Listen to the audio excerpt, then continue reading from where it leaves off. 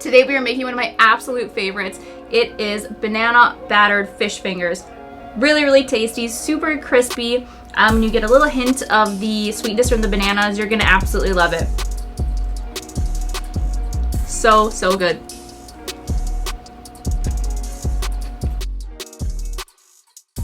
I'm really excited about this one. So we're gonna start with our sweet potato fries. I've got one sweet potato chopped into fry size, whatever kind of fries you want to do, skinny, big, whatever. Just have them about this thickness. So I'm going to take those, I'm going to season them with some fresh rosemary. So I'm going to pull this off the stem, give it a quick little chop, and then we will season with salt and a bit of oil. This recipe is really exciting because I was looking for a nice, like, crispy fish and chips. It was hard to find something that wasn't beer battered that still gave you the crispiness and the lightness that I wanted, that didn't involve egg or milk or anything like that. I'm really excited at the ingredients that are used and the flavor that it gives the fish. Fresh is always best, but of course if you only have dry available to you, that's fine as well. And then we're gonna give it just a drizzle of oil and some salt. You can do quite a bit. We're gonna mix this in. So my oven is already heated to 425 degrees Fahrenheit. Put a plate on this, give it a good shake.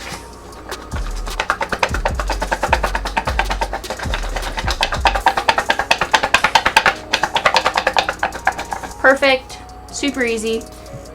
Just a nice simple side to go with these fish sticks. So I'm gonna put this on my tray.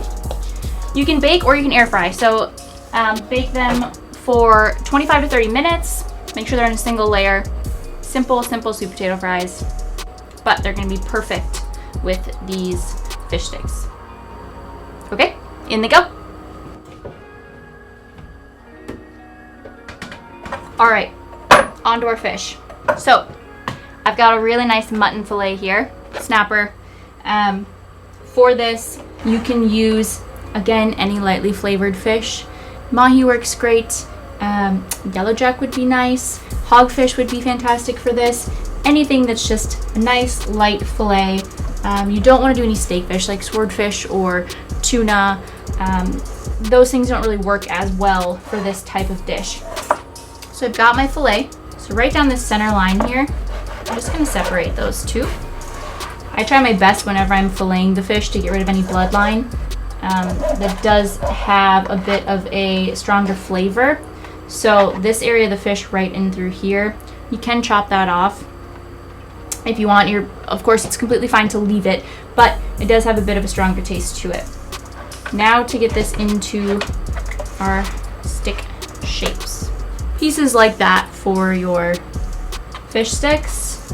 Manageable size, about 3 inches I've been told.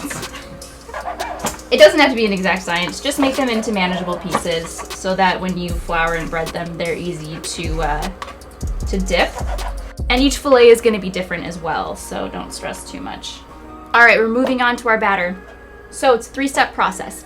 Over here, I've got 50% flour, 50% cornstarch. You can use about 1/4 to 1/2 cup of each, and I've just seasoned it with salt and pepper.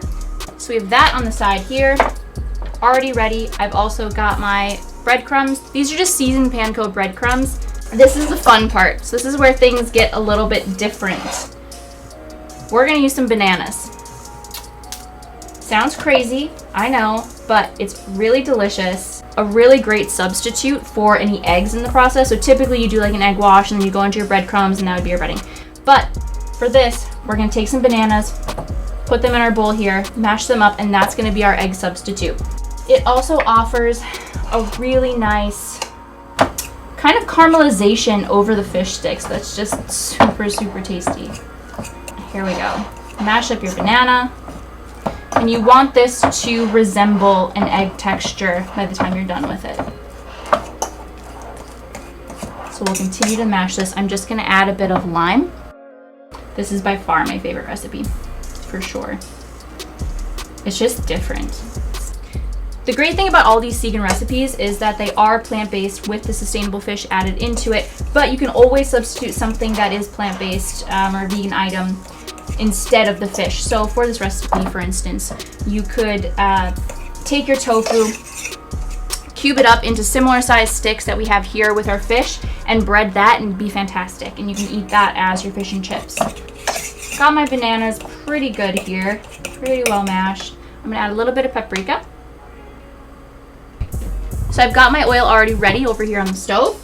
So that is good to go. You want to go pretty quickly, so once you've breaded them, you want to go pretty much straight into the oil afterwards. I'm going to take my fish sticks, put them in our flour and cornstarch mixture.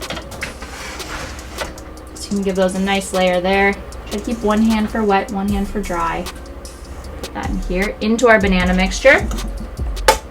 Quick little coating, shake off some of that excess, and into your breadcrumbs.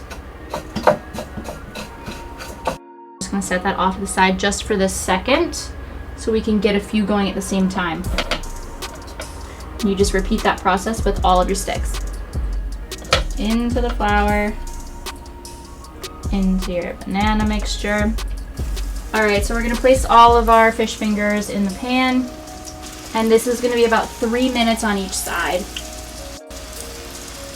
Maybe a little less. They're pretty thin, so it'll be more about getting a golden brown on the top.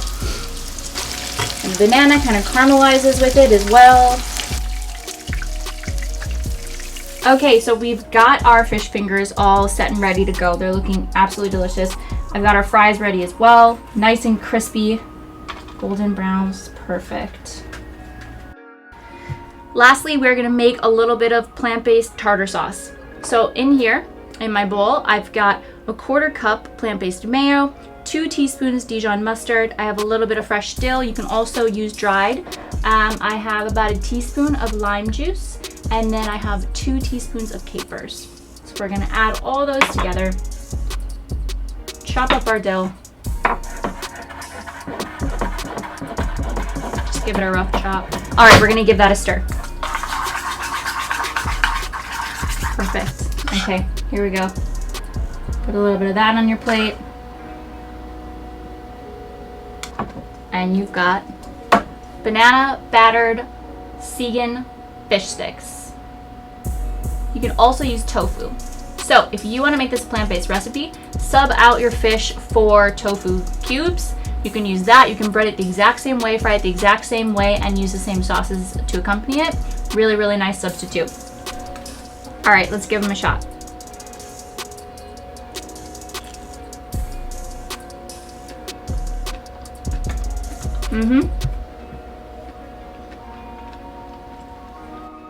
So good. It seriously is so good. So good. The banana's caramelized a little bit. It gives a little bit of sweetness to the fish, but it's still really crispy. Super nice. You're gonna love this one for sure.